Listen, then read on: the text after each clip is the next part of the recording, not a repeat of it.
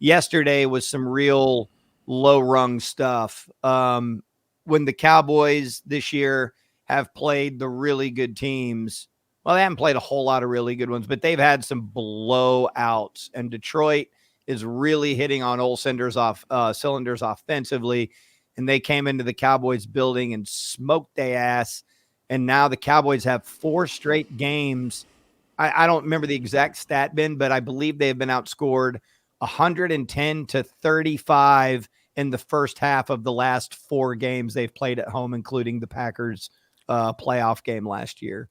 They have one of the worst scoring differentials in the NFL, and they've given up the 3rd most points in the league. That was going into last night. I don't know if one of those teams overtook them last night, but I just know that it was the Jaguars and the Panthers were the only teams that had given up more points than the Cowboys. The Cowboys are those teams are 1-5. So the Cowboys are floating out a shit burger. There's no question. They are just an absolute turd. And this is the beauty of the NFL, and it's the beauty of Dallas Cowboys football. As shitty as it is, with the owner saying he's going to fire radio hosts and everybody pissed off, and it's such an absolute shit show, they're still 500. And so that's the tantalizing thing about the NFL and being a Cowboy fan in particular. It's an 8-8 league. The Cowboys are an 8-8 franchise. They're middle of the pack. And then can they just get hot at the right time and catch lightning in a bottle? They're never quite dead. They're never quite, a top 10 pick team, and they're never quite a real Super Bowl contender. And the valuation of the franchise just goes up and up and up and up. So Jerry Jones is really winning. He's making all this money, and he says they're broke. They don't have money to spend on the players. Look, we had to pay Dak and CD. We don't have another penny to pay anyone. We're screwed here, guys. You got to trust us. We're worth $10 billion, by the way. So anyways, this is the same old shit. I do wonder if Cowboy fans are finally nearing the end of the rope where, all right, man, not fucking falling for this anymore. This is bullshit. This sucks. We're not real. We're not doing things the right way. Fucking got sun in our eyes. There's a massive design flaw with the stadium. Fucking brought Zeke back. We're like, our GM is our 82-year-old owner who lands a helicopter on the field during our practice. Took the entire offseason off. I mean, are people legitimately upset about this and willing to, I don't know, not burn a jersey, or they're not going to walk away? But if the Cowboys win, people like me who are on a bipolar roller coaster, hyper emotional, we'll be right back on board, dude. We'll believe that this season, believe that it's possible. But I also believe it could go the total other direction, and this team could have a top 10 pick. Yeah. By the way, Tommy G, fuck off.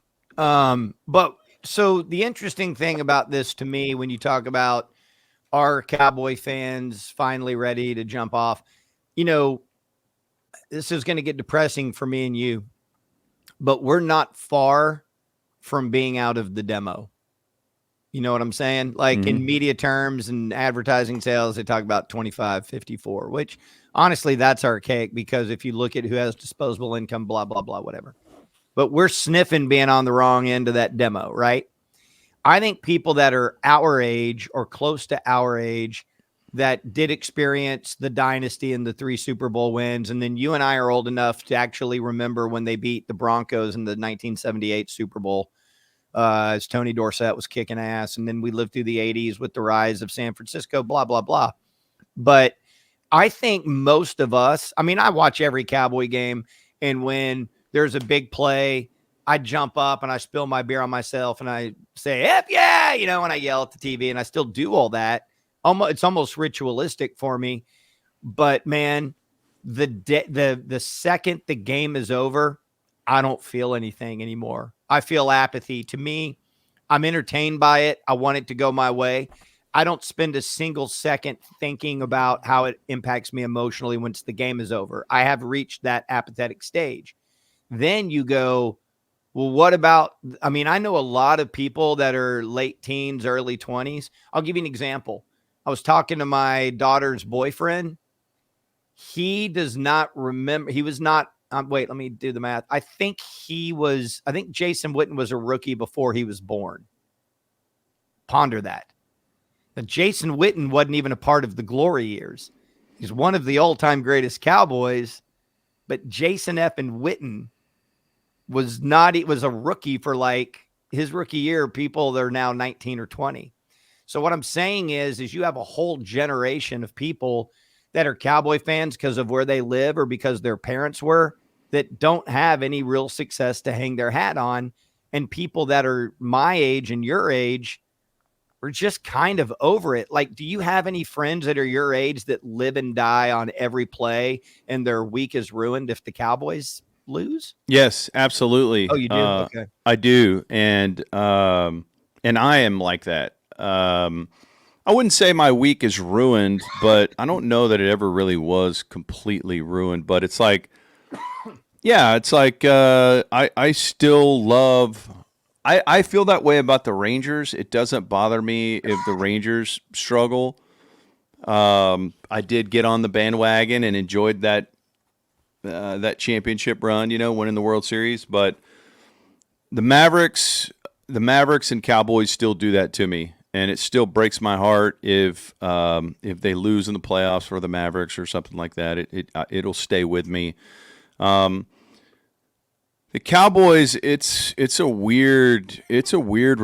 dysfunctional relationship. There's no question about it. Like, I keep going back to the team that is making me miserable. And, I don't believe in choosing another team. No. And we had that guy, he reached out to me on Facebook the other day. He goes, remember me? Remember when I said that I was bailing on the Cowboys because this is horseshit and now I'm going to be a Chiefs fan? Well, this was the year I told you guys that, and look what they've done since then. But I'm like, what does that mean to you? I just, you know what I'm saying? Like, how does you have any emotional connection to that? So that's what I tried to teach my kids. I'm like, you're from here. These are your teams and you're rooting for this community. And two of my three kids, I think, follow that. My middle child is kind of contrarian. He became a Rams fan. He loved the Rams. Now, he stayed with it. Through highs and lows, he stays with the Rams, and the Cowboys are his second favorite team.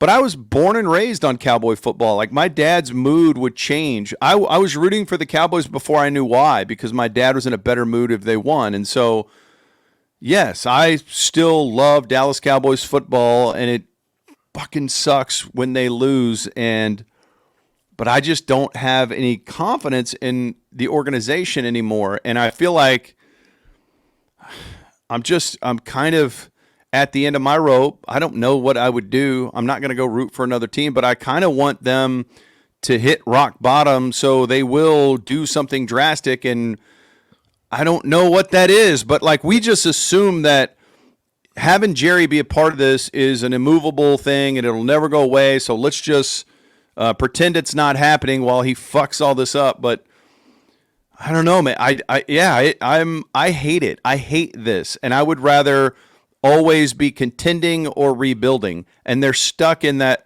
spot between heaven and hell. What's it called again? Purgatory. They're in purgatory. They're the purgatory hot dog boys. You realize the Cowboys, and I could be wrong, someone will tell me if I'm wrong, the Cowboys haven't had a top 10 pick since Zeke. That was 9 years ago. God. And they've had so many good regular seasons. Yeah, I mean, if you look at their best players, all of them were picked outside of the top 10. Mm-hmm. There's, by the way, the guy told to F off earlier, Tommy, just because he said, say one more F word, so fuck.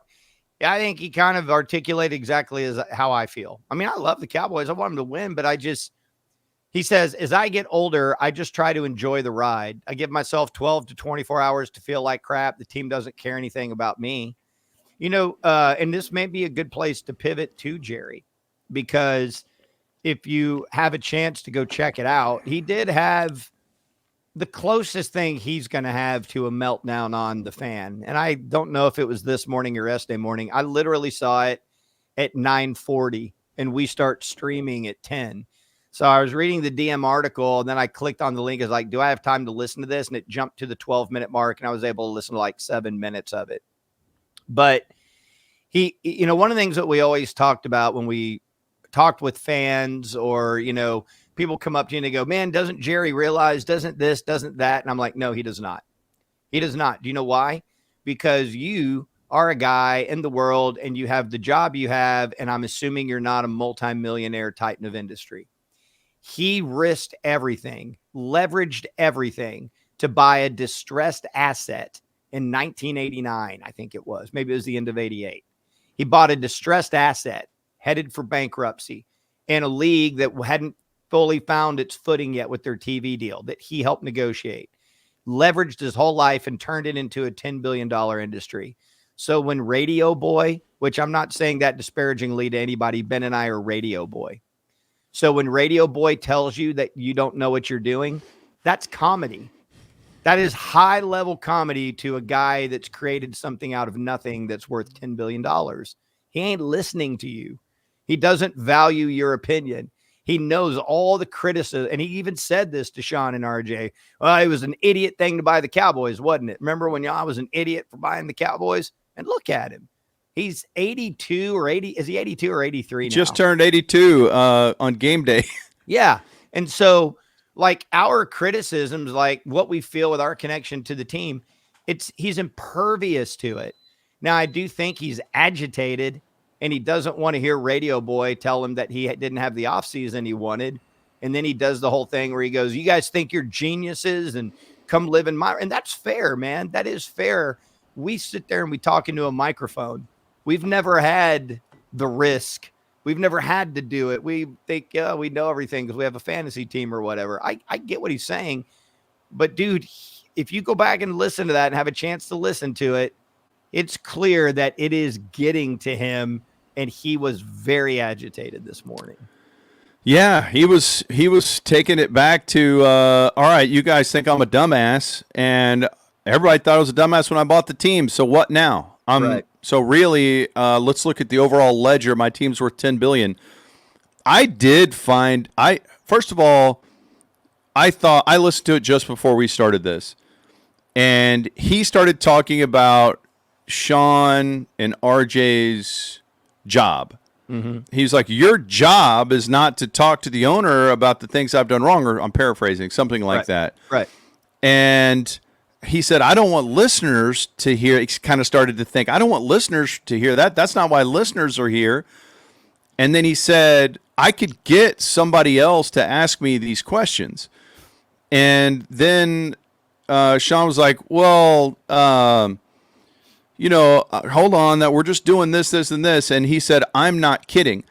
So I saw Kavanaugh comment on this. Maybe Jerry meant, I'm not going to have you fired. Maybe he meant I'll go on a different show. Yeah. Because, we work there. And, dude, the ticket I hear the promos. I listen to the ticket. I listen to the fan. I listen to them both. I listen to the Eagle. I listen to all of it. And the ticket does these promos like, hey, we're not taking Jerry's money. I'm like, but you did. You were the home of the Cowboys, so you decided to stop. And don't they have the Stars? They do have the Stars. I'm like, are you taking the Stars' money? So now, so we don't trust your Stars' opinion? Like, it's a stupid promo game, and dumb people are manipulated by that shit. No one, when we were at the Fan, and we were there, God, we were the first radio show on the Fan when it flipped. Then we left, went to ESPN, came back, and we were there for another, 8 years or something? I think that's right. 2017 to 2020. 7 years, I think. No one ever told us what opinion to have. No one ever said, hey, listen, Jerry's listening. And Jerry would call in. He would just be listening, and he would call in. That itself is bullshit. And so I think you feel the same way I did. Sean handled that really well. I thought Sean did a great job. I think he should be commended for how he handled that. Respect to him. He didn't get emotional. I mean, and really, it ain't Jerry's place to tell those guys, if those guys don't in Jerry's perspective, those guys don't know what they're talking about and they shouldn't criticize the moves. Jerry has never hosted a radio show, so he needs to shut up about that. Mm-hmm. Right? If you're going to talk that shit, then dude, don't tell me how to do my job. You don't know, but I'm being extreme, but you get my point. And I thought that Sean, it was mostly Sean doing the talking. RJ and Bobby, handled it great. And then there's a funny part where Bobby asked a question about the health of Tyler Guyton, and Jerry like that. Now that's a question, Thank you for not asking me something that is going to upset me. But I thought Sean did a great job. I thought all of them did a great job. And Jerry, sometimes people get older and they get more easily agitated. Jerry's always been amazing in that you can criticize and criticize and criticize, and he doesn't make it personal.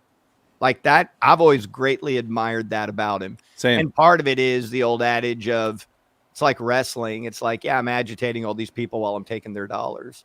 And so maybe that's how he's always justified it in his mind. But for a guy that is incredibly stubborn, Jerry Jones is incredibly stubborn, and you see it manifest in a lot of different ways in regards to football, but there's nowhere that you see it more evident than what you talked about in a tweet, or you had it as part of some images. I am not going to stop that sun from coming into our stadium because I refuse to admit that I was wrong. That is one of the most public, stubborn things I've ever seen in my whole life. Yeah. So I just, and dude, I had a former player reach out to me during the game about the sun, and I'm just like, it all kind of added up. And so I just said, fuck it. And I just had this, I put this post together. It was nothing new. It was just accumulating all of these fuck show things that they've done. And it's like, okay, here it is. So it's like, should we be surprised that a team that built a stadium with a blatant design flaw, again, a team that wouldn't let Overshone wear number 0 because it's Rowdy's number. You know, KT had that story. Mm-hmm. Overshone himself said he wanted number 0, but they said, no, we can't do that. That's Rowdy's number. That's ridiculous. That's the dumbest thing in the history of the NFL. If that's true, that's the dumbest shit ever. But look, it's not even Rowdy's number. Rowdy's 00. Overshone wanted 0. What? Well. If you do integers, it's the same amount. They brought Zeke back. They let Zeke go because Zeke was washed. They brought him back. And like, now let's let him be our running back number 1. They traded a 4th-round pick for a 3rd-string quarterback. I saw before we started this that, and KT had this 24 hours in advance. KT vindicated.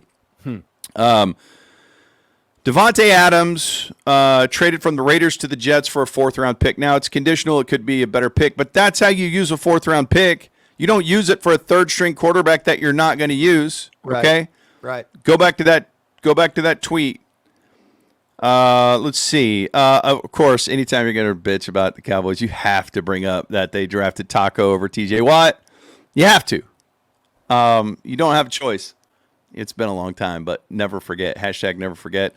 They didn't do anything this offseason. They brought in an aging middle linebacker, which they addressed that. That's great. They got a dead man walking coach who's walking the plank in the last year of his deal, a defense coordinator on a 1-year deal, and their 82-year-old GM who lands helicopters on the practice field during practice is the general manager in charge. Holy shit. It's shocking.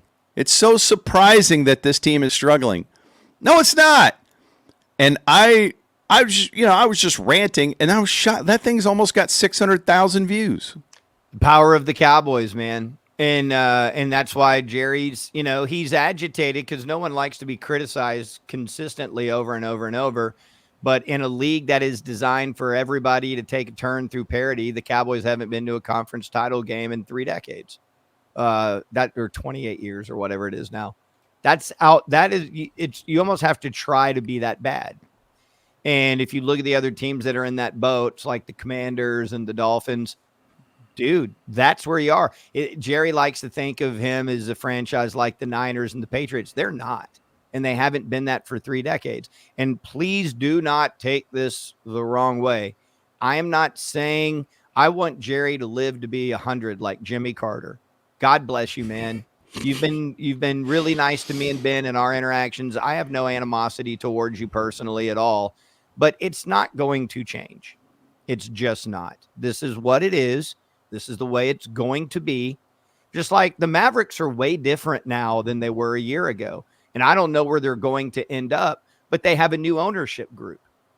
And so their things are changing. Now, there was carryover in the form of Nico and J Kidd and St. Marshall. And we saw the news that St. Marshall is stepping down, but things are different now. Cuban's voice is not the dominant voice anymore. It's not. he sold the majority stake of the team. So the direction the team is going to go is different.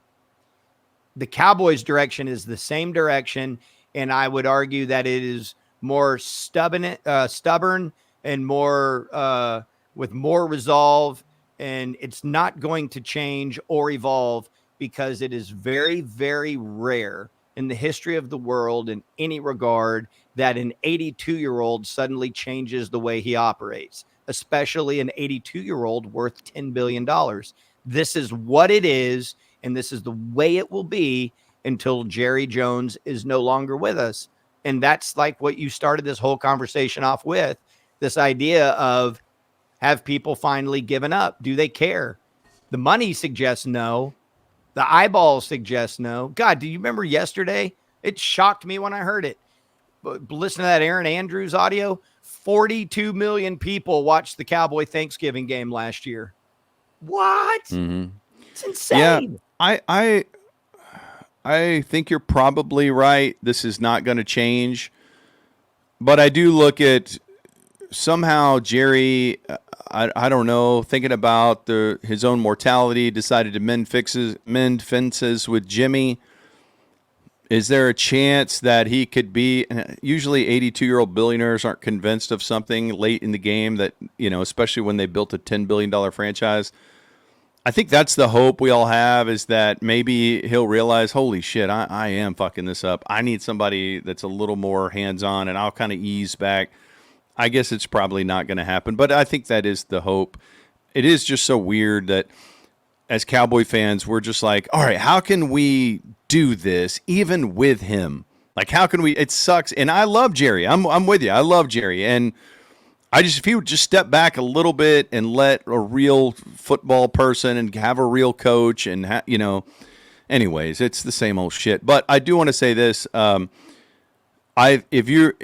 Jerry can't fire anyone at the Fan. No. The Fan has, when you're a host there, or at any radio company, your contract is with the radio company, and then they negotiate broadcast rights. We're on the home of the Mavericks. The Mavericks can't fire us from our radio job. They can't say, hey, you can't say this about the Mavericks. It never would have happened with Jerry. He can never control who. So if you are Sean or RJ or any of those guys today, anybody at the Fan, you are loving this because you're getting huge publicity. You're making massive news. You're loving this. And if you're at the Ticket, you're probably loving this too because you're going to pretend that Jerry was really talking about firing them and they don't take Jerry's money. Right. No, by the way, I was about to say this. This is a good point that Keith brought up, said Dale Hansen might disagree. Dale Hansen worked for the team. Those guys don't work for the team. They work for the radio station. Now, Jerry Jones has a tremendous amount of influence. And if he was serious about this, he could go put tremendous pressure on Brian Purdy and Gavin Spittle over at the Fan, replace those guys. And actually, Ben and I went through that in 2002. And the station stood behind us. And I feel really confident that Odyssey would stand behind their morning show. Their morning show does well for them. And it would be a great publicity. Just like it would have been great publicity for us if we had gotten fired or kicked out of the arena, which was threatened. That's awesome. You would love that. Hey, this is the show that Jerry wanted to fire. Right. The show that Jerry couldn't buy. But I would say this to go full circle before we move on. The idea that you were just saying maybe, Jerry will see the light, but it's doubtful at his age. I would suggest that, and again, I don't know if this was yesterday or this morning. I just saw it right before we streamed. His behavior on that radio show is a strong suggestion that he is nowhere near having any form of self-realization whatsoever about the state of this. Right. And, we're used to it, hey, Benny, having even said that, they're still coming off 3 consecutive 12-win seasons. And we were talking about this yesterday, and I set the over-under at 8.5. I was the only one of the 4 of us that thought that they would have the over and get at least 9 wins. And I still believe that. But dude, if they lose their first 2 games right after the bye and the health still isn't good, obviously that ain't going to happen. Yeah, But there's a lot of opportunity in a bad division for the Cowboys to still win this division. It's also legitimately a dumpster that is on fire and a dead coach walking, and so you might see some quit. Some people thought they already saw some quit, and especially in that defense. So if they start quitting on their coaches, if they don't believe, if they can't overcome these injuries, whatever it is, this could go really downhill fast. And then Jerry would love that narrative and that, okay, here's a big coaching change that's going to turn everything around this offseason and a high draft pick. So anyways, I don't know, man. I love it because it's the gift that always gives. You know, there's always Cowboys content and there's always interest in Cowboys content. So pretty interesting, dude. I do want to mention this. There was a piece of a photo that I brought on a post I put out there yesterday, which was this is how I think Cowboy fans feel. This is a picture of a clown, and Jason, if you could pop that up there, Jason. It's a clown at McDonald's being Ronald McDonald, and then there's kids who are all around the table. They're all enjoying some McDonald's. That giant fat Ronald McDonald is so snug in that booth. I can relate to that. And then the kids are miserable. They're all screaming and unhappy. Now the question is, I think Cowboy fans are the kid with the arrow above him. Like, we're all trapped in that booth. We can't get out of here. The Cowboys, that's their $10 billion valuation, the giant clown. That's their $10 billion valuation. That's us with the arrow. And then it gets into a whole other discussion. Is this AI or not? The kids have some sort of something going on with their faces. The arrow is not an AI. That's a human arrow, though, and it does look like it's written on an actual physical photograph. So I guess I will just ask you this again, Skin. Is that AI? I'll just say I don't want it to be AI. That's kind of what our reality is as humans now. I've seen something. I have no idea if it's real or not. How manipulated am I being? Who's manipulating me? I want that to be real more than anything. And so I'm going to lie to myself and say that is real. That was a birthday party from 1982. And I don't think any of those 3 kids on the right are doing well now. And I actually think you can't see it, or can you? Yeah, you can't see it. You just see half of an arm there next on the other side of the clown. I don't think that's a kid. I think that's a Vern Troyer styled little person. Like, look at that. I think the other 3 are kids. I think that's a little person.